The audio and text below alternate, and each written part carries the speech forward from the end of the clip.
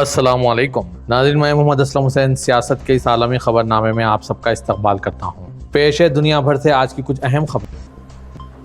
قطر کے وزیر اعظم شیخ محمد بن عبد الرحمن ال ثانی نے کہا ہے کہ غزہ پٹی میں جنگ بندی اس وقت تک مکمل نہیں ہوگی جب تک اسرائیلی فوجی امریکہ اور اقوام متحدہ کی حمایت یافتہ امن منصوبے کے تحت فلسطینی علاقے سے دستبردار نہیں ہو جاتے۔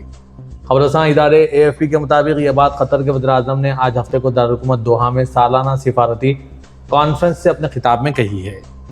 قطری وزیر اعظم شیخ محمد بن عبد الرحمن ال ثانی نے کہا ہے کہ اب ہم ایک نازک موڑ پر ہیں، ہم اسے ابھی تک مکمل جنگ بندی نہیں کہہ سکتے۔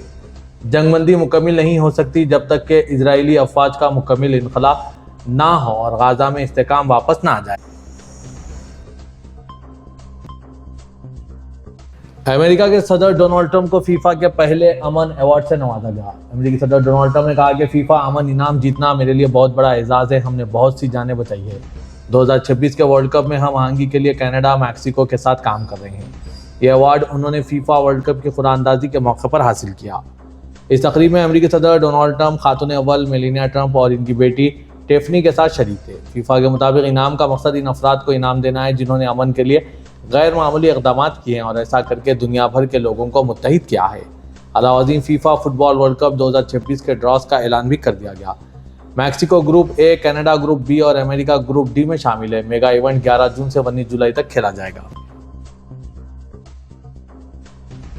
شام کی معیشت ورلڈ بینک کے 2025 کے لیے لگائے گئے 1% کے تخمینے سے کہیں زیادہ تیزی سے بڑھ رہی ہے، کیونکہ 14 سالہ خانہ جنگی کے خاتمے کے بعد پناہ گزینوں کی واپسی کا سلسلہ جاری ہے، جس سے ملک کی کرنسی کے دوبارہ اجرا اور ایک نیا مشرق وسطی مالیاتی مرکز فائنینشل ہب بنانے کی کوششوں کی منصوبوں کو تقویت مل رہی ہے۔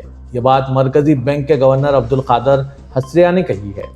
نیو یارک میں ایک کانفرنس میں ویڈیو لنک کے ذریعے خطاب کرتے ہوئے حصریہ نے یہ بھی کہا کہ انہوں نے ڈیجیٹل ادائیگی کے نظام کے قیام کے لیے ویزا کے ساتھ ہونے والے معاہدے کا خیر مقدم کیا ہے، اور مزید کہا کہ ملک معاشی اعداد و شمار کی درست پیمائش کے طریقے وضع کرنے کے لیے بین الاقوامی مالیاتی فنڈ کے ساتھ کام کر رہا ہے تاکہ اس بحالی کو ظاہر کیا جا سکے۔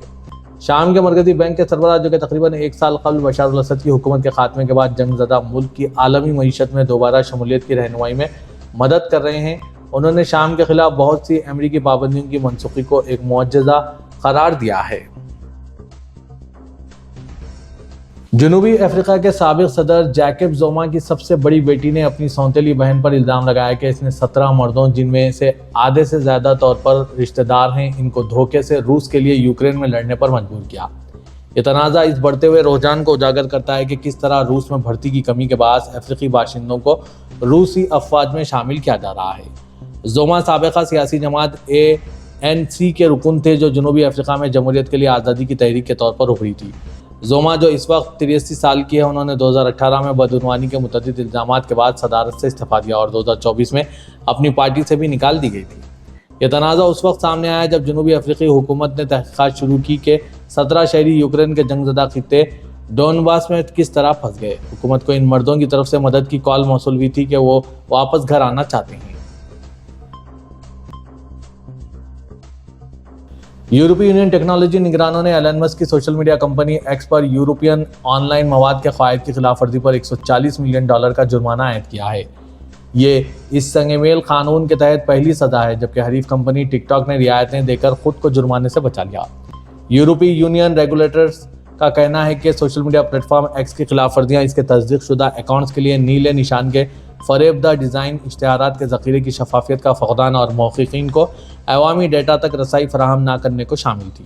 یورپ کی بڑی ٹیکنالوجی کمپنیوں کے خلاف سخت کارروائی اس بات کو یقینی بنانے کے لیے ہے کہ چھوٹے حریف مقابلہ کر سکیں اور صارفین کے پاس زیادہ انتخاب ہو، لیکن امریکی صدر ڈونلڈ ٹرمپ کی انتظامیہ نے اس کی تنقید کی ہے اور کہا ہے کہ یہ اقدامات امریکی کمپنیوں کو نشانہ بناتے ہیں اور امریکیوں پر سینسرشپ کرتے ہیں۔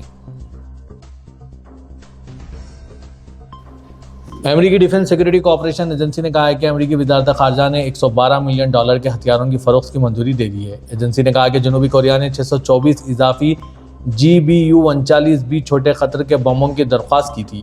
یہ دقیق رہنمائی والے ہتھیار ہیں جنہیں لڑاکا طیارے زمینی اہداف کو بڑی درستگی کے ساتھ نشانہ بناتے ہیں اور یہ ٹینکوں اور بنکروں کو تباہ کرنے کے لیے کافی طاقتور ہیں۔ ایجنسی کے مطابق یہ فروخت امریکی خارجہ پالیسی اور قومی سلامتی کے مقاصد کی حمایت کرے گی۔ ایشیا پیسیفک خطے میں سیاسی استحکام اور معاشی ترقی کے لیے اہم طاقت جنوبی کوریا جیسے ایک بڑے حلیف کی سیکورٹی میں بہتری لائے گی۔ ایجنسی نے کہا کہ یہ بم جنوبی کوریا کو موجودہ اور مستقبل کے خطرات خطے میں جارحیت کو روکنے کے خلاف دفاع کرنے میں مدد دیں گے اور یہ یقینی بنائیں گے کہ اس کی افواج امریکی فوجی یونٹس کے ساتھ بخوبی ہم آہنگی سے کام کر سکیں۔ امریکی دفتر خارجہ کا کہنا ہے کہ امریکی خصوصی ایلچی اسٹیون ٹرکوف اور صدر ڈونالڈ ٹرمپ کے غیر رسمی مشیر جارڈ کشنر نے روس کے ساتھ جنگ ختم کرنے کے اقدامات پر بات چیت کے لیے یوکرینی حکام کے ساتھ 2 ہفتوں کے اندر اپنی 6ٹی ملاقات کی ہے۔ محکمے نے ان 2 روزہ مذاکرات کو تعمیری قرار دیا جن میں یوکرین کے قومی سلامتی اور دفاع کونسل کے سیکریٹری رستم اومروف اور چیف آف جنرل اسٹاف اینڈری ہیناتوف بھی شامل تھے، اور یہ بات چیت یوکرین میں ایک پائیدار اور منصفانہ امن کی طرف ایک قابل اعتبار راستے کو آگے بڑھانے پر مرکوز تھی۔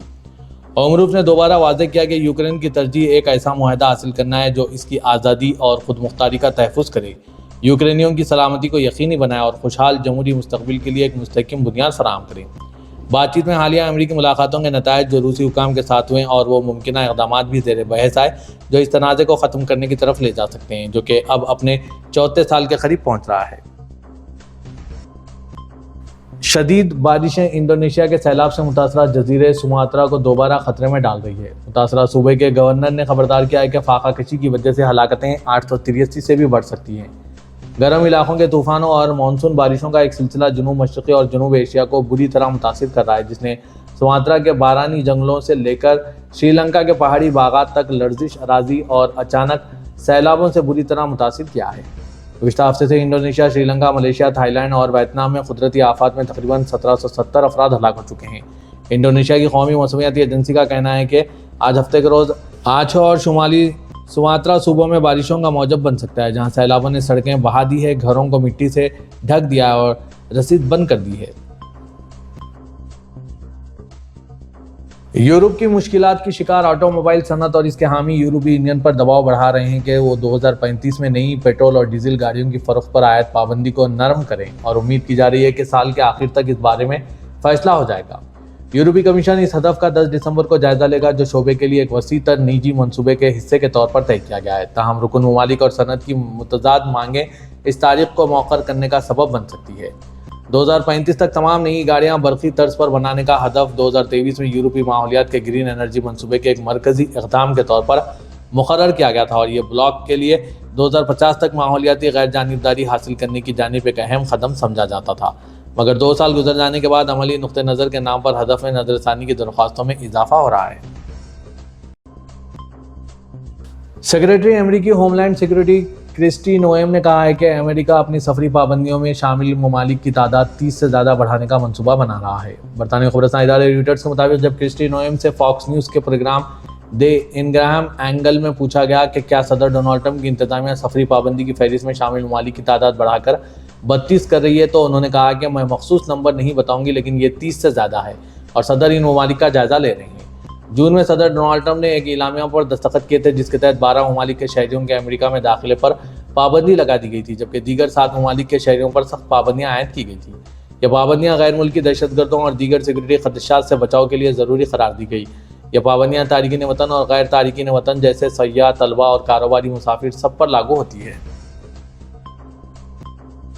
آسٹریلیا نے افغانستان کی طالبان حکومت کے 4 اعلیٰ عہدیداروں پر مالی اور سفری پابندیاں عائد کر دی ہے۔ فرانسیسی خبررساں ادارے AFP کے مطابق آج ہفتے کو عائد کی گئی ان پابندیوں کی وجہ افغانستان میں انسانی حقوق کی بگڑتی ہوئی صورتحال، بالخصوص خواتین اور لڑکیوں کے خلاف جاری سخت رویے کو قرار دیا گیا۔ آسٹریلیا کی وزیر خارجہ پینی وینگ نے اپنے بیان میں کہا کہ ان عہدیداروں کا تعلق افغانستان میں خواتین اور لڑکیوں پر ظلم اور اچھی حکمرانی یا قانون کی حکمرانی کو کمزور کرنے سے ہیں۔ ان پابندیوں کا ہدف طالبان کے 3 وزراء اور چیف جسٹس ہیں۔ وزیر خارجہ پینی وینگ نے اپن پر الزام عائد کیا کہ یہ چاروں عہدیدار لڑکیوں اور خواتین کی تعلیم، روزگار، نقل و حرکت کی آزادی اور عوامی زندگی میں ان کی شرکت کی صلاحیت کو محدود کرنے کے ذمہ دار ہیں۔ شارجہ پولیس کے سماجی خدمت ادارے کی کوششیں رنگ لائی، 12 سال قبل بچھڑے ماں کو بیٹے سے ملا دیا۔ خانگی اختلافات کی وجہ سے ماں بیٹے سے جدا ہو گئی تھی۔ امارات اخبار کے مطابق ماں بیٹے کی جدائی کا معاملہ سال 2013 میں اس وقت پیش آیا جب میاں بیوی میں اختلاف کی وجہ سے علیحدگی ہو گئی اور خاتون اپنے ملک چلی گئی۔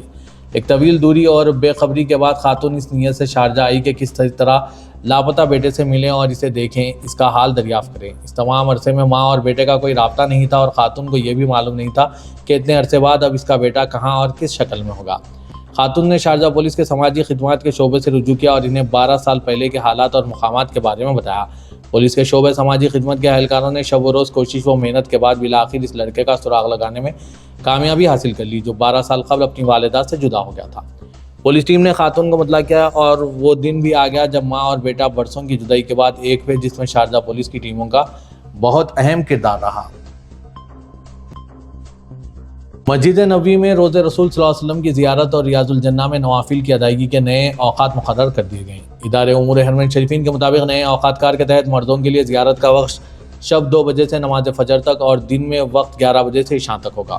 ادارے امور حرمین شریفین کی جانب سے بتایا گیا کہ خواتین کے لیے زیارت کا وقت فجر کے بعد سے دن کے 11 بجے اور عشاء کے بعد رات 2 بجے تک ہوگا۔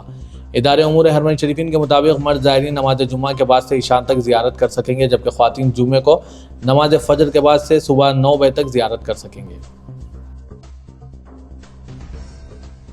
اقوام متحدہ کی تنظیم برائے تعلیم، سائنس اور ثقافت یونیسکو نے 3 نئے سعودی شہروں کو عالمی تعلیم یافتہ شہروں کے نیٹ ورک میں شامل ہونے کی منظوری دی ہے۔ یہ اقدام سعودی عرب میں عمر بھر تعلیم کے نظام کو فروغ دینے اور تعلیم کو پائیدار ترقی کی ضروریات کے مطابق بنانے میں تیز رفتار پیش رفت کی عکاسی کرتا ہے۔ یونیسکو کی سرکاری ویب سائٹ پر شائع ہوئی معلومات میں بتایا گیا ہے کہ دارالحکومت ریاض، مدینہ منورہ کے علاقے العلا اور الخصیم کے علاقے ریاض الخبرا نے عالمی نیٹ ورک میں شمولیت اختیار کی ہے۔